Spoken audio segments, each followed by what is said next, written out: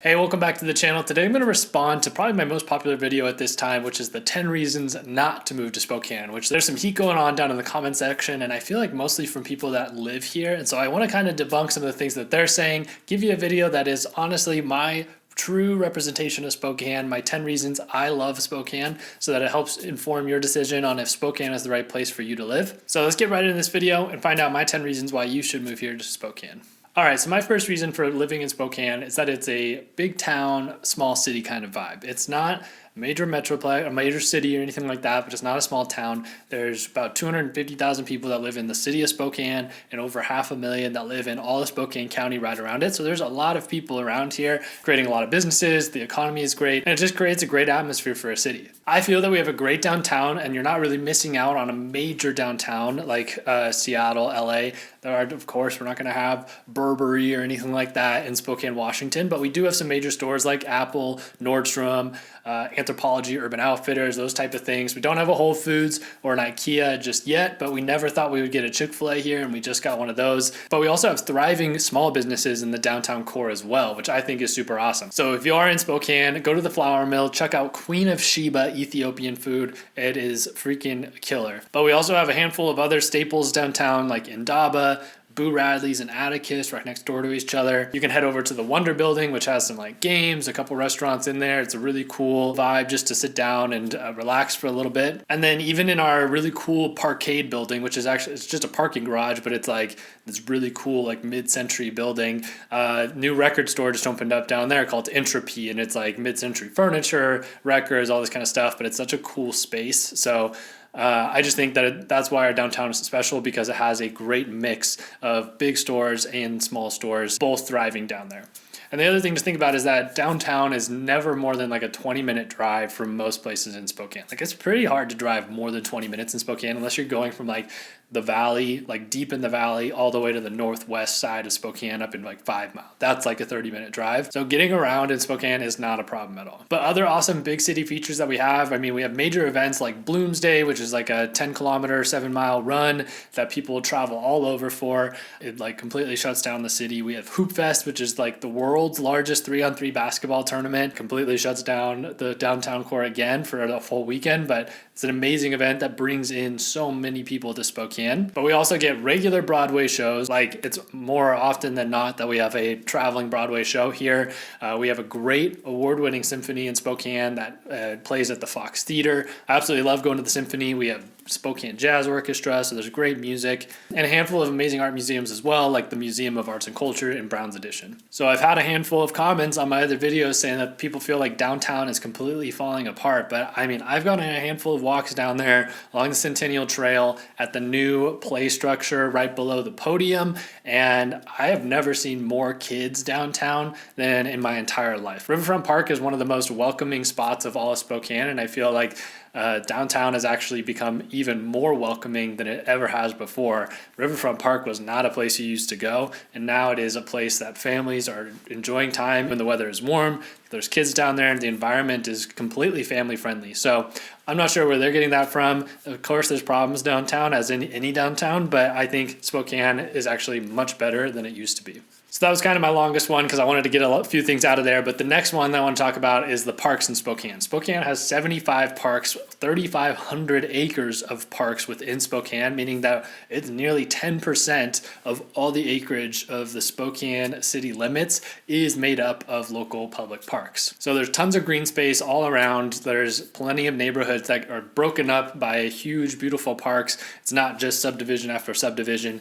And so I think that's a really cool amenity of a lot of neighborhoods around Spokane. Of course, the big popular ones are like Manitou and Comstock, but then also one that people up in Northwest Spokane have easy access to is Riverside State Park, where they can walk through Bowl and Pitcher, great hiking area, and just the access to the outdoors is like 5 to 10 minutes away from most people. So I just think that is a rare thing for people specifically moving from Seattle, California, where just having a 90-acre park in a neighborhood might not be so super accessible or easy to get to. And of course, you can't mention the access to the outdoors without talking about the access to the outdoors, because Spokane is a great hub location-wise for outdoor people. We have dozens and dozens of lakes within an hour drive. We have 5 ski resorts within like an hour and a half of here. And I think the biggest attraction to that, because that's not necessarily a major difference, because like even places like LA, you have beautiful lakes and skiing areas, and even Seattle, you have access to those within an hour to 2 hour drive. But I think the biggest thing is just less people and a fraction of the cost. I think the cost to ski around here would be significantly less than ski resorts down in California or in the Cascades, and there's going to be way less people. I've seen pictures of those beaches in LA in the middle of the summertime, and even our most popular beach around here, like over in Idaho, like Coeur d'Alene, does not get nearly that crowded. So there's a reason that Spokane's motto is near nature, near perfect, because it's absolutely so accessible to just get out and within 10 minutes really be completely in the woods. Or if you want to go a little bit further, you can really go on some awesome adventures very easily and accessibly around here. Now, in my last video, 10 reasons not to move here, I actually had location as a con, but I'm going to put it as a pro here. I said in that last video that location was a con because it is an 8-hour drive to get to some of the next major city. Boise, Portland, 5 hours to Seattle.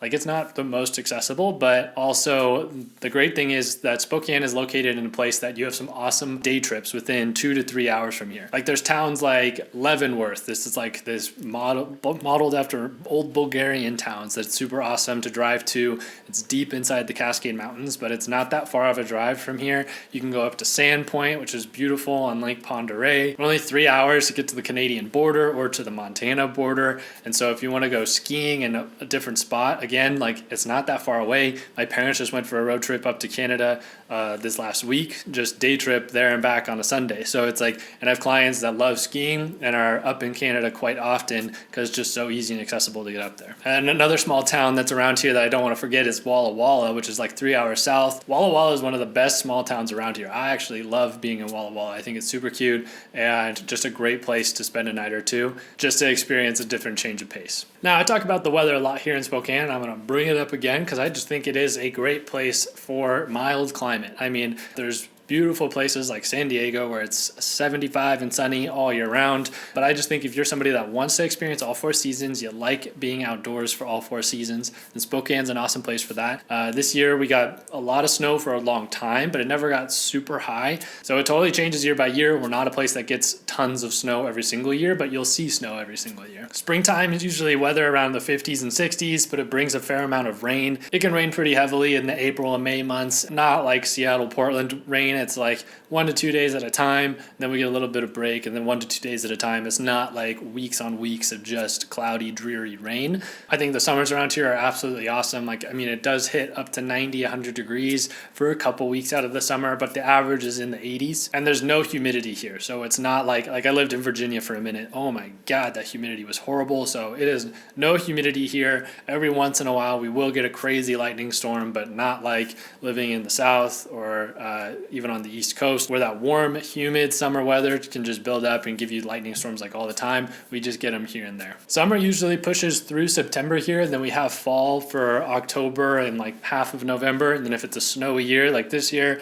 snow will start on Thanksgiving, so fall can really only feel like maybe 6 weeks, 8 weeks most of the time. But I feel like the colors on the trees changing last a really long time. It's a great time to be hiking, getting outdoors while the weather's a little bit cooler, and the trees around here are all changing colors. It's a great time here in Spokane. All right, so the next thing I want to talk about is cost of living. So cost of living is a big thing that comes up in the comments and just on the news as a whole, that Spokane is becoming more and more unaffordable. And so I like to compare this to Seattle because Spokane is the second largest city in Washington. Seattle's the largest. And I like to just compare the difference between 2 very close major cities and what the percentages are for the cost of living. So in Seattle right now, minimum wage is $18.69 per hour, and the average 1-bedroom apartment is renting for $2,324 per month, meaning that it would take you 124 hours, more than 3 work weeks, to pay just your rent. Now in Spokane, the minimum wage right now is $15.74 per hour, and the average 1-bedroom apartment is renting for $13.56, meaning it would take you 86 hours of work to pay that off, just over 2 weeks of work. Now I'm not trying to say that 50% of your working hours per month should go to your housing. That doesn't sound great. But in comparison to the situation where a lot of people are moving here from, Seattle, LA, the ratios are a lot better here in Spokane, where you get a whole week back of your month to continue living affordably. So I feel like that's a big complaint around here, especially people that have lived here for a long time. But again, looking at the numbers comparatively, it's really much more affordable to live here in Spokane, even at the minimum wage level. And then specifically for those of you that are moving to Spokane because you're going to start working remote, I mean, your cost of living is going to be astronomically different. Like you moving here from Seattle, like I have clients moving from Seattle and LA currently, that their cost of living, their lifestyle is going to change so dramatically because they're continuing to get that big city pay, but for a fraction of what it costs to live here. And the thing that I've noticed is that a lot of out-of-towners are worried about the competitive market here in Spokane, but currently the market is the most competitive at the median price point and below. It's the people that are locals here in Spokane that are competing the most for property. But if you sold your house on Bainbridge Island or something like that,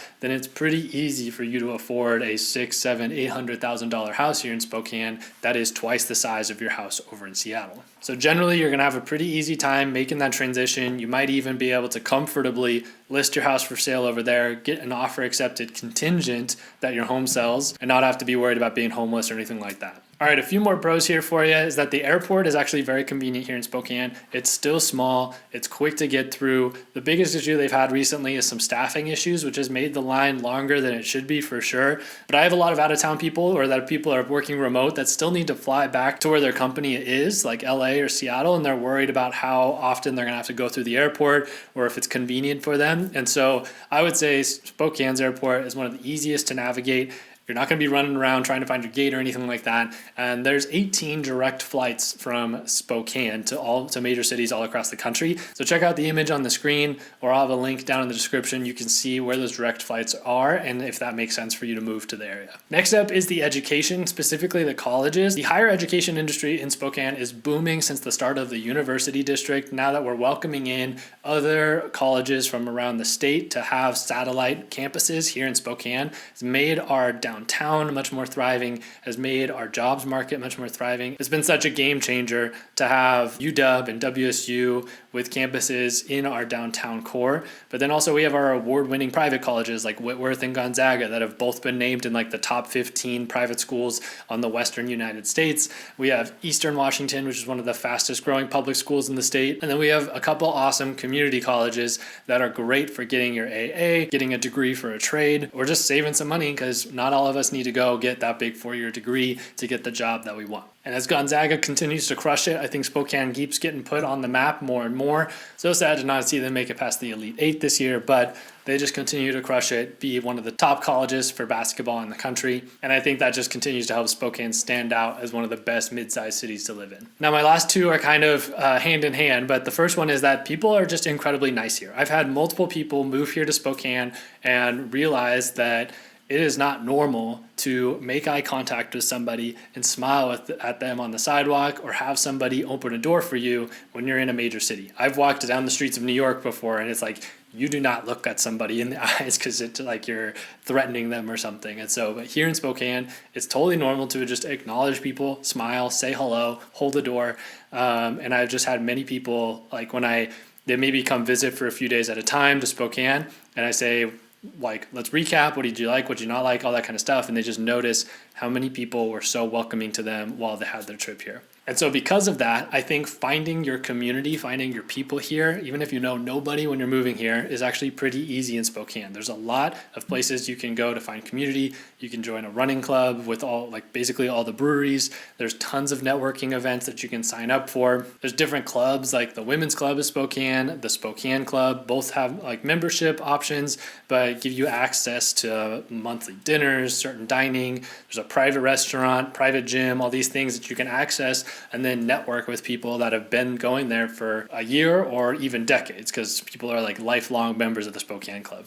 So Spokane is still small enough where it is easy to run into somebody you know. I was at the gym this morning and I ran into a guy that I went to high school with. I haven't seen him in years, but you will run into somebody that you know, or if you don't know anybody, it'll start to stack up. You're going to recognize faces if you start attending similar events and that kind of stuff. So overall, I just think Spokane has a great hometown feel. Everybody feels super welcomed here once they've moved here. And no matter what the people say down in the comments that are worried about Spokane falling apart, I honestly don't think it's true. And I plan to be in Spokane for the long haul. And I hope you'll join us. So if you are moving to Spokane, I'd love to be your guy and help you make that transition. I'm a realtor here in the Spokane, Washington area. There's a link down in the description that you can schedule a meeting directly on my calendar at a time that's convenient for you, or call, text, and email with any specific questions. Make sure to subscribe, hit the like button, and I'll see you in the next video.